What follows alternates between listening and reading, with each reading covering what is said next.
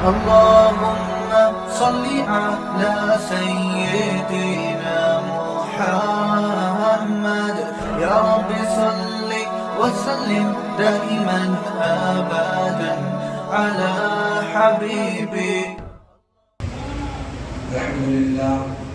الحمد لله نحمده ونستعينه ونستغفره ونؤمن به ونتوكل عليه ونعوذ بالله من شرور أنفسنا ومن سيئات أعمالنا.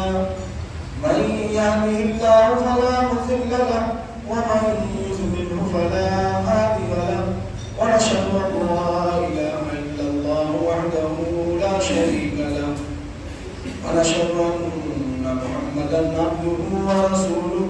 أما بعد فأعوذ بالله من الشيطان الرجيم. بسم الله الرحمن الرحيم. يا أيها الذين آمنوا قوا أنفسكم وأهليكم نارا. صدق الله العظيم وصدق رسوله النبي الكريم. میرے بزرگوں دوستوں، قرآن کریم کی بہت مبارک اور مقدس اور مشہور آیت کریمہ پڑھی گئی. یا ایھا الذین آمنوا قوا انفسکم واہلیکم نارا. اے ایمان والو، تم خود بھی جہنم کی آگ سے بچو اور اپنے اہل و عیال کو بھی اس آگ سے بچاؤ جس کا ایندھن آندھی اور پتھر ہے. اللہ تعالیٰ قرآن کریم میں فرما رہے ہیں کہ تم خود بھی جہنم کی آگ سے بچو اور اپنے اہل و عیال کو بھی اس آگ سے بچاؤ. انسان صرف اپنے آپ سے یا اپنے طور پر اللہ کی عبادت کر لے یہ کافی نہیں ہے. اپنے بھی عبادت کرنی ہے اور اپنے اہل و عیال کو بھی اللہ کے راستے میں لانا ہے. ان کو بھی نماز کی دعوت دینی ہے. ان کو بھی بزرگان دین کی اور علماء کی صحبت میں بیٹھانا ہے. قرآن کی ایک سورت ہے سورۃ البروج. اس میں ایک واقعہ موجود ہے. اس میں ایک واقعہ موجود ہے کہ ایک بادشاہ تھا.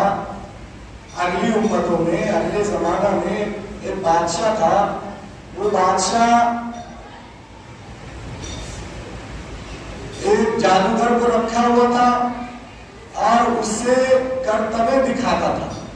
لوگوں کو کرتب دکھایا کرتا تھا. وہ بادشاہ جادو دکھایا کرتا تھا. اس جادو دکھانے کی وجہ کر لوگ ان کے بہت معتقد تھے، یعنی ان سے بہت محبت کرتے تھے، ان سے عقیدت رکھتے تھے. اس جادوگر کے جادو دکھانے کی وجہ کر لوگ بادشاہ سے بہت عقیدت رکھتے تھے، اس لیے کہ شاید یہ سارے کام جو زندگی گزارنے کے ہیں یہ بادشاہ کرتا ہے. لوگوں کا ایمان اللہ کی طرف سے ہٹا دینا، اللہ کی طرف سے یقین کو ہٹا دینا. اور بادشاہ نے کیا کیا تھا کہ اس یقین کو اپنے آپ سے جوڑ دیا تھا. بادشاہ نے اس یقین کو اپنے آپ سے جوڑ دیا تھا. جادوگر کو رکھا ہوا تھا، وہ جادو دکھاتا. بادشاہ یہ سمجھتا یا سمجھاتا کہ یہ سارے کام ہم کرتے ہیں. تو جب وہ جادوگر بوڑھا ہونے لگا تو اس نے بادشاہ سے کہا کہ بادشاہ سلامت، میں تو آپ بوڑھا ہو رہا ہوں، میرے عمر کا کوئی ٹھیک نہیں، کب میں چلا جاؤں. تو آپ کسی ایسے نوجوان کا انتخاب کریں جو میرے پاس آئے اور میں اس کو جو فن میں جانتا ہوں میں اس کو سکھا دوں تاکہ آپ کی روزی روٹی چلتی رہے. یہ قرآن میں سورۃ البروج کا یہ واقعہ ہے، اس میں پورا موجود ہے. یہ ساری کی ساری باتیں بخاری اور مسلم کی حدیث ہے. یہ کہیں کسی پیپر میں پڑھی ہوئی یا کسی چھوٹی موٹی کتاب میں پڑھی ہوئی بات نہیں ہے. یہ بات جو ہے کہ بخاری شریف اور مسلم شریف کی ساری روایتیں جو میں آپ کے سامنے سنا رہا ہوں، تو اس جادوگر نے کہا کہ آپ کسی ایسے نوجوان کا انتخاب کریں جس کو میں اپنا جادو سکھا سکوں یا اپنا فن سکھا سکوں، جو میرے مرنے کے بعد وہ اس کام کو کرتا رہے تاکہ آپ کی روزی روٹی چلتی رہے اور آپ اپنے مقام پر جیسے بیٹھے ہیں ویسے ہی بیٹھے رہے، آپ کی عقیدت بھی لوگ کرتے رہے۔ تو بادشاہ نے ایک نوجوان کا انتخاب کیا۔ نوجوان جب گھر سے نکلتا اس جادوگر کے پاس جانے کے لیے تو راستے میں ایک راہب کا گھر پڑتا تھا۔ جب گھر سے نکلتا جادوگر کے پاس جادو سیکھنے جانے کے لیے تو ایک گھر سے نکلنے کے بعد پہلے راہب کا گھر پڑتا۔ راہب کہتے ہیں نیک آدمی کو، بزرگ آدمی کو۔ اس وقت عیسیٰ علیہ السلام کا دین صحیح دین تھا، اس وقت جو دین رائج تھا وہ عیسیٰ علیہ السلام کا دین تھا۔ اللہ کے نبی سے پہلے جو دین تھا وہ عیسیٰ علیہ السلام کا دین تھا۔ تو وہ عیسائی تھے، عیسائی جو پادری ہوتے ہیں یا جو بھی کچھ ہوتے ہیں وہ عیسائی مذہب میں ماننے والے تھے۔ تو وہ جب اپنے گھر سے نکلتا تو پہلے راہب کا گھر پڑتا تو سوچتا تھا کہ پہلے تھوڑی دیر راہب کے پاس بیٹھ جاؤں، اس کے بعد پھر جادوگر کے پاس جاؤں گا۔ راہب کی اچھی باتیں سنتا رہتا تھا، اس لیے وہ راہب کے پاس بیٹھ جاتا۔ راہب کے پاس بیٹھتا، راہب اس کو اپنے جو اللہ اور اللہ کے رسول کی بات بتاتے، اور پھر وہاں سے وہ اٹھتا تو پھر جادوگر کے پاس جاتا۔ پھر جادوگر اپنا جادو جیسے جادو کرنا تھا وہ سکھاتا، اس کو فن سکھاتا۔ پھر جب جادوگر کے پاس سے اٹھتا تو پھر گھر آنے سے پہلے پھر راہب کا گھر پڑتا تو پھر راہب کے پاس بیٹھ جاتا۔ تو اس طریقے سے جاتے ہوئے میں ایک بار راہب کے پاس، پھر آتے ہوئے میں ایک بار راہب کے پاس، تو جادوگر کے پاس آنے جانے میں 2 مرتبہ راہب کے پاس بیٹھتا اور 1 مرتبہ جادوگر کے پاس۔ تو ظاہر ہے کہ جو آدمی جہاں زیادہ بیٹھتا ہے اس کا رنگ اس پہ چڑھ جاتا ہے۔ تو اب راہب کا رنگ بجائے جادوگر کا رنگ چڑھنے کے راہب کا رنگ اس نوجوان پہ چڑھنے لگا۔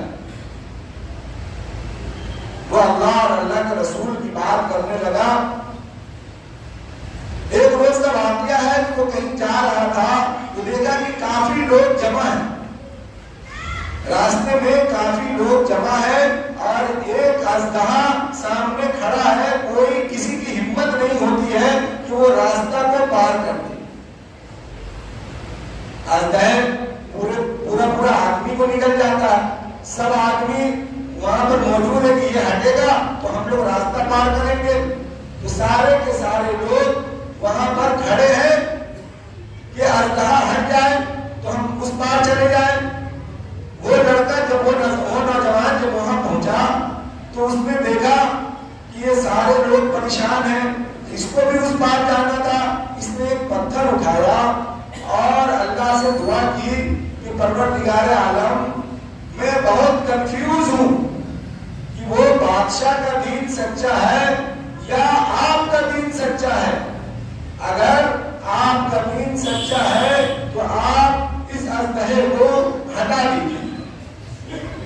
اس کے بعد اس نے اس پتھر سے اژدہے کو مارا اور اژدہا ہٹ گیا، راستہ صاف ہو گیا، وہاں سے سب لوگ چلے گئے۔ اب اس کا یقین پورا مکمل ہو گیا کہ اللہ سچا ہے اور اللہ کا اس راہب کا دین سچا ہے جہاں میں 2 بار بیٹھتا تھا، جہاں 2 بار ایک سفر میں 2 بار بیٹھتا تھا، اس راہب کا دین سچا ہے۔ اس نے اعلان کر دیا اور کلمہ پڑھ لیا، ایمان والا ہو گیا اور اللہ کی عبادت کرنے لگا۔ یہ ساری باتیں اس بات کی دلیل ہے کہ آپ اپنے بچوں کو اور آپ خود بھی نیک لوگوں کی صحبت اختیار کریں، نیک لوگوں کے پاس بیٹھا کریں، جب نیک لوگوں کے پاس بیٹھیں گے تو دین پر چلنا آسان ہوگا. ایک بزرگ کا واقعہ ہم بیچ میں آپ کو سناتے ہیں کہ ایک بزرگ تھے, وہ کہیں سے جا رہے تھے, ایک شرابی نالی میں گرا ہوا تھا, شراب میں دھت تھا, نالی میں گرنے کی وجہ کر اس کے لب سے نالی کا پانی لگتا ہوا آتا تھا جاتا تھا. اس بزرگ نے دیکھا تو اسے باہر نکالا, باہر نکال کر اس بزرگ نے ان کا منہ کو دھو دیا, اس شرابی کے منہ کو اس بزرگ نے پانی سے صاف کر دیا. صاف کرنے کے بعد وہاں سے چلے گئے. جب اس بزرگ نے تہجد کی نیت باندھی, مسجد میں تہجد کی نماز پڑھنے کے لیے مسجد میں گئے تو دیکھے کہ وہ شرابی مسجد میں تہجد کی نماز پڑھ رہا ہے. جس شرابی کا منہ دھویا تھا, جب آپ مسجد میں گئے تہجد کی نماز پڑھنے کے لیے تو دیکھا کہ وہ شرابی بھی مسجد میں نماز پڑھ رہا ہے. تو آپ نے اللہ سے کہا, اللہ یہ کیسے؟ تو اللہ نے فرمایا, آپ نے منہ دھویا تھا, میں نے اس کے دل کو دھو دیا. تو بزرگان دین کی صحبت یا علماء کی صحبت یا علماء کی محفل, یہ آپ کی زندگیوں کو بدل سکتی ہے. آپ اپنے بچوں کو علماء کے نزدیک بیٹھایا کریں, علماء کے پاس بھیجا کریں, دین سکھایا کریں. قرآن کی آیت میں بھی یہی فرمایا جا رہا ہے, یا ایھا الذین آمنوا قوا انفسکم واہلیکم نارا, اے ایمان والو تم خود بھی جہنم کی آگ سے بچو اور اپنے اہل و عیال کو بھی اس آگ سے بچاؤ.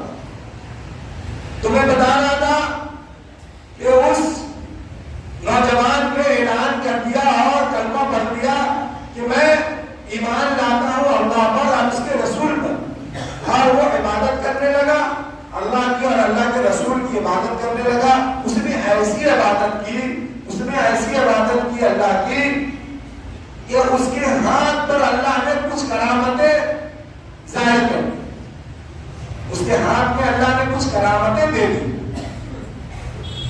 کسی پیدائشی گنجے کے سر پر ہاتھ پھیرتا تو بال آ جاتے, کسی نابینا کے آنکھ پر ہاتھ پھیرتا تو آنکھ آ جاتی, کسی کوڑ کے مرض والے کو اس وقت میں کوڑ کا مرض لا علاج تھا تو اس کے اوپر ہاتھ پھیرتا وہ شخص, وہ نوجوان, تو اس کا مرض ٹھیک ہو جاتا. یہ ساری باتیں بادشاہ کو معلوم ہوئی. بادشاہ بہت خوش ہوا کہ شاید یہ تو اپنے استاد سے آگے نکل گیا. میں نے تو اسے کہا تھا کہ جو تمہارا استاد کرتا ہے, جو جادوگر کرتا ہے, وہ تم سیکھ لو, لیکن یہ تو اس سے بھی 10 قدم آگے نکل گیا. اس بادشاہ نے اس نوجوان کو بلوایا اور کہا کہ تم تو اپنے جو استاد سے آگے نکل گئے. تو اس نوجوان نے کہا, بادشاہ سلامت, میں اس جادوگر کے جادو سے کچھ نہیں کرتا, اور میں جو کرتا ہوں یہ میں کرتا ہی نہیں ہوں.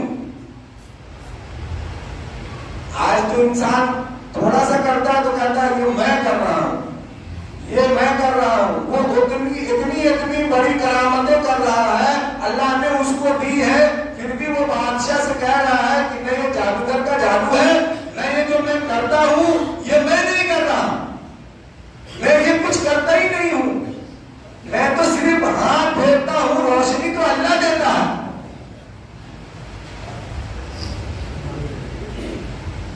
میں کچھ نہیں کرتا, اور ہم کہتے ہیں کہ میں نے سب کچھ کیا, اللہ نے کچھ نہیں کیا. اور وہ راہب کے پاس جو بیٹھتا تھا نوجوان, وہ کہتا ہے کہ میں کچھ کرتا نہیں ہوں, جو کرتا ہے اللہ کرتا ہے. بادشاہ کو بڑا حیرت ہوا کہ میں نے تو اسے جادوگر کے ساتھ چھوڑا تھا, یہ کس اللہ کی باتیں کرنے لگا اور کہاں کی باتیں کرنے لگا. انشاءاللہ اگلے جمعہ میں پھر آپ اس کے آگے بات آئے گی, وقت کی پابندی رہتی ہے. یہ واقعہ کافی تھوڑا اور بڑا ہے, انشاءاللہ جو واقعہ بچا ہوا ہے وہ میں اگلے جمعہ میں بیان کروں گا.